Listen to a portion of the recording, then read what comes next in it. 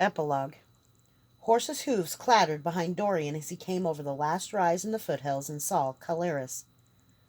He stepped aside and waited patiently, enwrapped by the view. The city was still 2 days distant, but between the Faultier Mountains and Mount Thra, the plains spread broad and flat. The city and the castle rose with the mountain, one lonely spike in an ocean of grazing land. It had once been his home.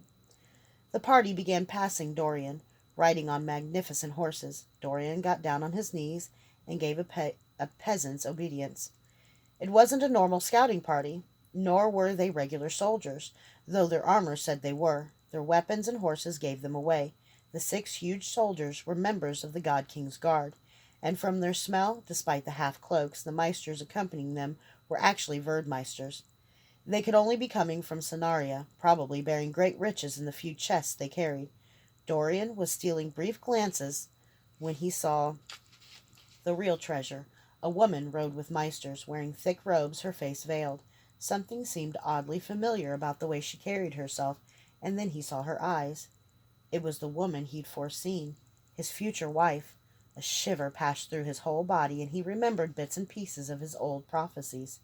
Something about the process of searing his gift had blocked his memories of them.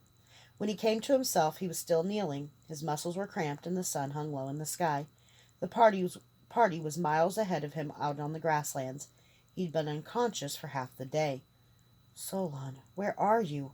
I need you here." But Dorian knew the answer. If Solon had survived screaming winds, he was probably already sailing home to Seth to face his lost love. That woman, now Empress Kaede Wariamo, would be furious. Because of Dorian's prophecies, Solon had abandoned his homeland in its hour of need. Dorian could only hope that Solon's path wasn't as lonely as his own. Because even without prophecy, Dorian knew that whichever way he went, he would walk a path in darkness, alone, suffering so much that giving up his visions had seemed a good idea. With fear and trembling, Dorian stood. He looked at the path before him and the path behind, the road to Calaris and his future wife. Janine, that was her name. Or the road back to his friends, death and love, or life and loneliness. The god felt as distant as a summer in the freeze. Face set, back straight, Dorian continued his long walk to Calaris. Goran was always watching Elaine, his gaze dark, intense. The first day, that hadn't been a problem because she hadn't needed to relieve herself. The second day it had. Elaine had followed him a short distance into the woods, then stepped behind a bush for some privacy. He waited until she was squatting and lifting her skirts, and then followed her just to shame her. Of course, then she couldn't go. That night, as they did each night and each morning, the Caledonians prayed, Kali Vas, Kali vos ras in me, Kali mervite, rapt, recu virtum defite. Goran threw Elaine to the ground and straddled her. As he prayed, he ground his fingers into the pressure points behind her ears. She screamed and felt warm wetness soak her dress as she lost control of her bladder. When the prayer was finished, Goran got up, clouded her ear, and said, "You stink, filthy bitch." They didn't let her wash when they crossed a small mountain stream. When Goran took her aside that evening, Elaine hiked up her skirts and relieved herself and walked. He took no special delight in watching until she blushed and looked away. "Tomorrow," he said, "I make you wear shit on your face. Yours or someone else's, your choice." "Why do you do this?" Elaine said. "Isn't there anything decent in you?" The next morning, however, they were awakened early. They set out immediately. The captives traveled in a line, tied together, walking behind the Caledonians. Elaine was sixth in line out of 6 captives, with the young boy, Harold, right in front of her. It took her a while to figure out why the Caledonians were anxious because they beat the captives if they talked. There were only 5 Caledonian soldiers this morning. That night, Goran seemed to have forgotten his threat. When he took Elaine aside to let her relieve herself, he kept the camp in easy sight. Elaine squatted among the tamaracks, which were dropping their golden needles with the onset of autumn, and pretended his presence didn't bother her. "The meisters might meet up with us tomorrow," Goran said, keeping his eyes on the camp. "We'll hand all of you over then. That bastard Havin probably ran off, the coward." Elaine stood, and not 10 paces from the oblivious Goran she saw a man leaning against a tree. The stranger wore a multitude of cloaks, vests, pocketed shirts, and pouches of all sizes, all of them horsehide, all tanned the same deep brown and worn soft from long use. Twin forward curving gurkhas were tucked into the back of his belt. An elaborately scrimshawed bow case was slung over his back, and hilts of various sizes hung from the garments. He had an affable face, a wry, almond-shaped brown eyes, and loose, straight black hair. A Yamuri stalker. He touched a finger to his lips. "You finished?" Gorin asked, glancing toward her. "Yes," Elaine said. She glanced back to the stalker, but he was gone. There were only 4 soldiers when they camped that night at the edge of the woods to take advantage of the shelter of the trees. The Caledonians quarreled about whether they should press on in the darkness, or if Haven and the other missing man had really run away. The night was short, and Gorin woke Elaine in the dark of the morning. He took her silently into the woods. She hiked up her skirts like it didn't bother her. "How did your chest get hurt?" Elaine asked. "That wild bitch stabbed me with a pitchfork after I killed her husband and gutted her brats." He shrugged, like letting her stab him was a moment of carelessness, embarrassing but not serious. To Gorin, eviscerating children held no special significance. He had hurt Elaine and shamed her. She could forgive those, but that dismissive shrug blew on the small spark of fury in her heart. For the first time in her life since Rat, Elaine hated. Gorin had brought a bow with him, and now he strung it. "This day we get to camp," he said. "Nefdada will do terrible things to you." Gorin licked his dry lips. "I can save you." "Save me?" "What he does should not be done. It is Lodakari foulness. If you run now, I will put an arrow in your back and spare you." His mercy was so bizarre that Elaine's hatred dissolved. A flash of light burst from the camp 50 paces behind them, throwing shadows against the trees. A scream followed it, then the sound of galloping horses. Elaine turned and saw a dozen unfamiliar Caledonian horsemen charging into the camp from the north. They had come early to collect their slaves. "Run!" a shout rang out, louder than a man should have been able to yell. Through the trees, Elaine saw the Yamuri stalker fighting the Caledonians. He cut through 2 of them in a single move. Fire leapt from one of the horsemen's hands, but he dodged it. Gorin notched an arrow and drew it, but there were too many trees and Caledonians between him and the Yamuri. Then, only paces away, the young boy Harold burst from the woods, running away. Gorin turned and aimed, leading his new target. All Elaine thought was, "No." She grabbed Gorin's dagger from his belt, brought it over his arm, and buried it in his throat. He spasmed, and the arrow leapt from his bow, whistling harmlessly over Harold's head. The bow dropped from Gorin's fingers, and he and Elaine regarded each other, shock widening his eyes. The dagger was lodged squarely in the center of his throat, its wide blade blocking his windpipe. He exhaled, his chest straining and air whistling. He put a hand to his throat and felt the blade, still unbelieving. Then he tried to inhale. His diaphragm pumped like the bellows, but he couldn't get air.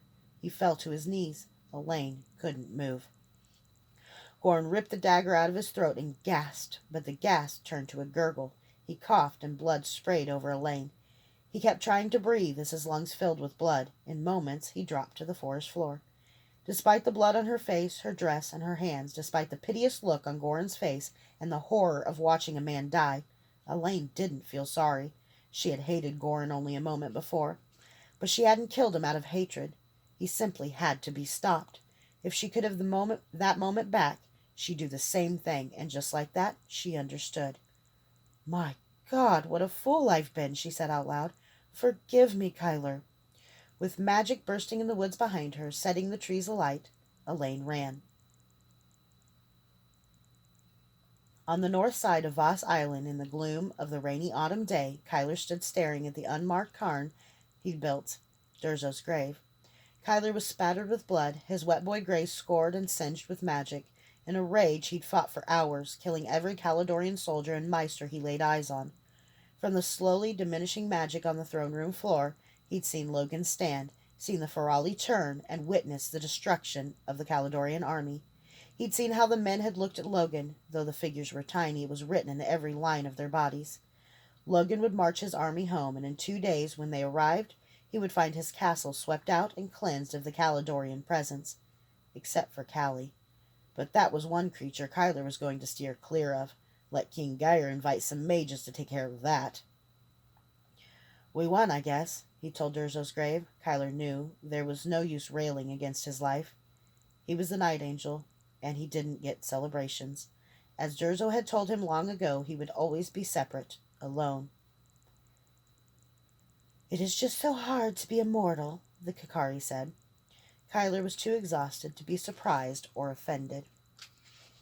The Kakari had spoken before. He remembered now, trying to save his life. So you can talk, he said. The Kakari puddled in his hand and formed a stylized face. It smiled and winked at him. Kyler sighed and sucked it back into his skin. Kyler stared at his stump. He'd lost his arm for nothing. He'd made an oath to the wolf for nothing. Everything Kyler had ever learned, everything he'd ever suffered, had been for one thing. Killing Gareth Ursel was Kyler's destiny. Gareth was the vile font from which Kyler's and Jarl's and Elaine's misery flowed. It was only fitting that the man who'd led Kyler to become a wet boy would be Kyler's last debtor. Without Gareth, there would be no Roth. Without Roth, Elaine would be unscarred. Jarl would be alive and whole, and Kyler would be what? Well, not a wet boy. Count Drake had once told Kyler, "There's a divinity that shapes beauty from our rough-hewn lives." It was a lie, as Kyler's destiny was a lie. Perhaps that was why this was so hard. He'd begun to believe in Elaine's divine economy. So now he hadn't just lost Elaine, who'd been part of him from the beginning, who'd made Kyler believe good things about himself. He'd also lost his destiny. If he had a destiny, he had a purpose. Some pearl being built around the evil he'd suffered and inflicted. If he'd been shaped for a purpose, maybe there was a shaper. If there was a shaper, perhaps its name was the One God, and perhaps that one God was a bridge over the chasm between killer and saint that separated Kyler from Elaine. But there was no bridge, no God, no shaper, no purpose, no destiny, no beauty. There was no going back.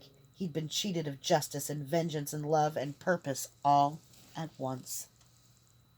He thought he could change, that he could buy peace for the price of an old sword. But retribution was only an instrument of justice. It was Kyler who thirsted to mete it out. He'd killed many men today, and he couldn't make himself feel sorry for it. This is what it was to be the Night Angel. Perhaps a better man could lay down the sword. Kyler could not even though it had cost him Elaine. Every time he thought of Elaine, her face morphed into Vi's. Every time he thought of Vi, his fantasies morphed from meting out punishment to fantasies of another kind. "Master," he said to the cairn, "I don't know what to do." "Finish the job." He knew exactly the intonation Durzo would have given the words, exasperated but firm. It was true. The wolf had fulfilled his part of the deal. Kyler had come back from dead immediately. It turned out to be a lousy trade, but a deal was a deal, so Kyler would go steal Kurach and ride to Taurus Bend and get his arm back. It sounded simple enough. After all, stealing wasn't hard when you could make yourself invisible. It wouldn't be a second too soon to get his arm back either. His stump was aching, and he wouldn't have thought it, but losing a hand threw off his balance. "You're not here because you don't know what to do, boy." You always knew what to do. That was true. Kyler would do this job and then go find Vi and kill her. "You won't kill her," the Kakari said. "Chatty all of a sudden, aren't you?" Kyler asked. The Kakari didn't answer. It was right, though. Kyler wasn't here for direction. Not really. He just missed his master. It was the first time he'd been to the grave since Durzo had died. Tears started flowing, and Kyler knew only then that they were tears of loss. He'd lost his master. He lost the girl he betrayed his master to save. He'd lost his master's daughter. He'd lost his one chance at a peaceful life. Mild-mannered herbalist. It had been a sweet delusion, maybe, but it had been sweet. Kyler was lonely, and he was tired of being lonely. The gopher had dug a hole near the foot of Durzo's cairn. Durzo would be pissed if he had to spend eternity with gophers pawing his corpse. Kyler looked at the hole, irritated. It was deep enough that, to normal eyes, the hole would just appear black, but Kyler saw a distinct metallic gleam at the bottom. He got on his knees and his stump, ow, and shifted to his elbow, better, and reached in. He stood with a small, sealed metal box in hand. One word was etched on it, Azoth. It sent a shiver through him. How many people knew that name? Kyler cracked it open awkwardly because his thumb in one hand. There was a note inside. Hey, it said in Durzo's tight handwriting. I thought it was my last one, too. He said I got one more for old time's sake. Kyler's eyes blurred. He couldn't believe it. The letter went on, but his eyes were drawn to the final words. Make no deals with the wolf. The letter was dated a month after Kyler had killed his master. Durzo was alive.